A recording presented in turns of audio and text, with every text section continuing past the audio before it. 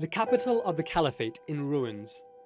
Raqqa was the headquarters for Daesh in Syria, but the terror group lost the city and most of its territory after a military campaign involving the United States. Thousands of fighters that joined Daesh had come from outside the region. Many have now gone home. But dealing with these returning fighters hasn't been simple. Canada has been accused of being too soft. We use a number of tools to address the threat posed by these individuals, including the Passenger Protect program, cancelling, revoking or refusing passports, and laying criminal charges. The security services believe around 190 joined groups like Daesh. 60 of them have returned after fighting abroad. But experts say getting convictions of Daesh suspects isn't that easy, mainly because it involves gathering evidence of their alleged crimes from countries like Syria. So what are the alternatives? Several countries such as Denmark have set up de-radicalisation programs. Returning fighters are assigned mentors and provided with psychological counselling. Mosques and social workers are also involved in the process. Overall, this has been effective in Denmark, but the process of reintegrating suspects doesn't seem to have worked as well elsewhere in Europe. In France, at least 230 people have been killed in a series of terror attacks since 2015.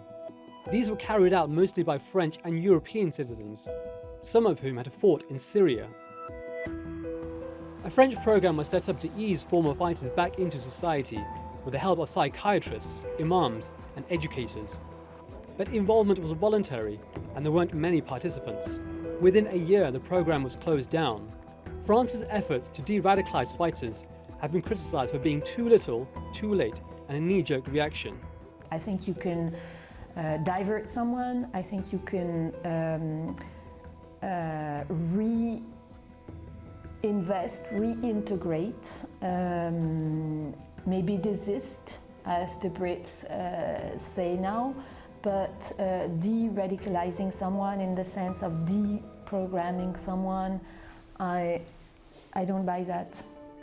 Of the 850 British citizens that have joined groups like Daesh, half are already home. In Germany, it's a third. A quarter of Belgian fighters have also returned. In France, the Western country with the most fighters in Daesh, 271 have come back.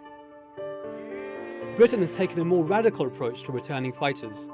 Since 2011, it's revoked the citizenship of at least 150 people suspected of fighting for Daesh. The suspects were all dual nationals. This hasn't prevented attacks from happening on British soil, and Britain's been criticised for its strategy to prevent violent extremism. Analysts say the policies haven't been effective and served only to further alienate and marginalise the country's Muslims. So is it possible to reintegrate people that have fought for terror groups abroad, or should more punitive action be taken? Hyder Abbasi, The Newsmakers.